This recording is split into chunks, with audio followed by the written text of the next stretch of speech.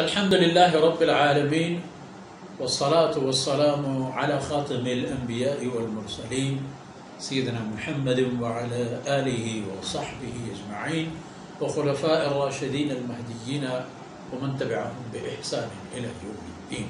أعوذ بالله من الشيطان الرجيم. أأنتم أشد خلقا أم السماء؟ سبحانك لا علم لنا إلا ما علمتنا إنك أنت العليم الحكيم. رب اشرح لي صدري ويسر لي أمري واحلل عقدة من لساني يفقهوا قولي واجعل لي وزيرا من أهلي رب زدني علما وارزقني فهما. ثم أما بعد. گرامی قدر حاضرین، بھائیوں، بہنوں، بچوں اور دوستوں، چشم کشا باتیں ماشاءاللہ ہر ایک آیت میں موجود ہیں،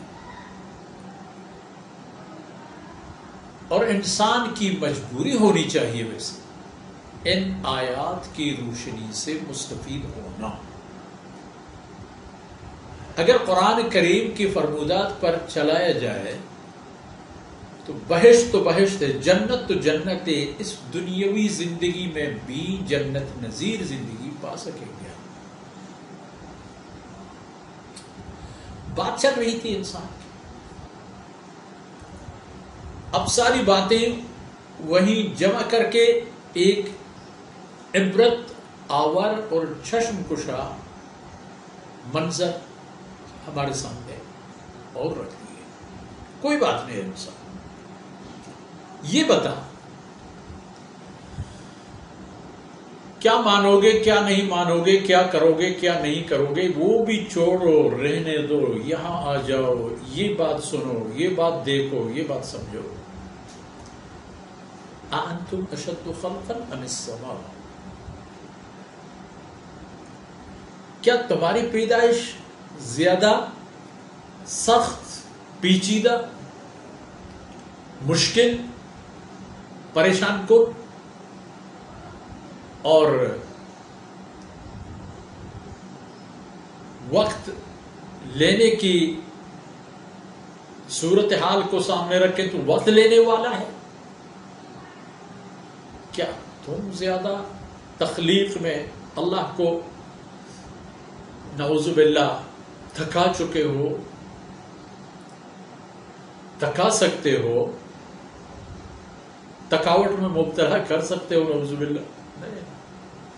تو کیا تمہاری پیدائش اور تخلیق زیادہ سخت کام ہے، مشکل کام ہے؟ ام السماء، یا آسمان بنانا؟ یہ آسمانوں کو بھی اللہ رب العزت ہی نے تو بنایا ہے نا۔ تو بتا دو کہ تم لوگ زیادہ اللہ کے لیے باعث مشکل بن چکے ہو، یا نعوذ باللہ آسمان اور کائنات سختی کو اگر دیکھیں، کسی کام کے مشکل ہونے کو اگر دیکھیں، اندازہ لگا ہم کیا اور ہماری حیثیت کیا، اور کائنات کی وسعت کو اگر دیکھیں تو آپ یہ سمجھیں گے کہ جس کرۂ بیضوی پر انسان کی بود و باش ہے وہ اسی خلا اور آسمانوں کے اندر ایک چھوٹا سا ذرہ ہے، یوں سمجھ لو ایک گول پتھر جیسا۔ اسے بھی تو کہتے ہیں کہ زمین گول ہے۔ اب یہ گول زمین گول ہوتے ہوئے بھی اتنا وسیع اور عریض ہو تو پھر اس کو چھوڑیں، یہ تو آپ کے قدموں کے نیچے ہے، لیکن آسمان تو تمہارے قدموں کے نیچے نہیں ہے۔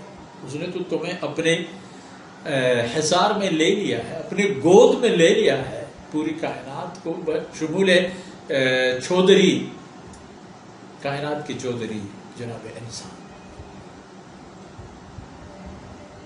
لیکن یاد رکھیے اللہ کے لیے نہ یہ مشکل اور نہ وہ مشکل۔ آپ سمجھتے ہیں کہ آپ کچھ ہیں، جو کچھ ہے اس میں تمہاری کیا مرضی شامل ہے. انسان کی مرضی اس بات میں آتی ہے کہ آپ کو یہ بننا ہے یا نہیں بننا ہے یا نہیں. بس آپ کو اصحاب الجنہ بننا ہے یا اصحاب الجحیم بننا ہے.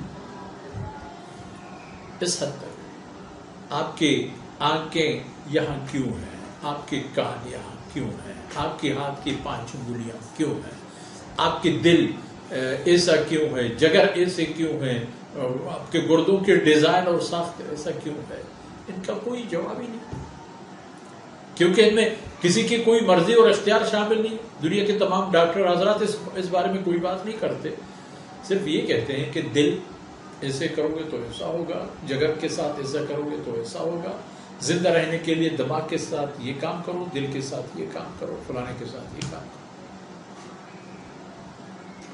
تو تم زیادہ سخت نہیں ہو آسمان سے زیادہ سخت, کہ اللہ نے بنا آسمان بنا دی, رفع سمکا, اور اللہ رب العزت نے اس کی چھت بلند کر دی, بلندی کے ساتھ ساتھ فسوا, اس کو برابر.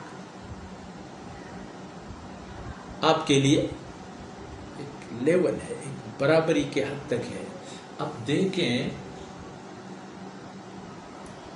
کتنا وسیع ہے کائنات, کتنا طویل عریض ہے کائنات, اور اگر انسان کو کائنات کی وسعت کے ساتھ آمنے سامنے اور موازنہ کرے تو انسان ایک تماشا بین ہے, ایک تمنا کرنے والے, کاش میرے پر ہوتے, میں اڑ سکتا, میں کائنات کی طول و عرض تک جا پہنچتا, میں آسمانوں میں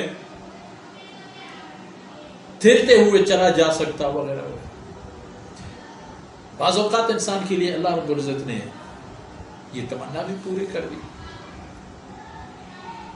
ایک آدھ انسان کا خلا میں جانا انسانیت کی نمائندگی کے لیے کافی ہے.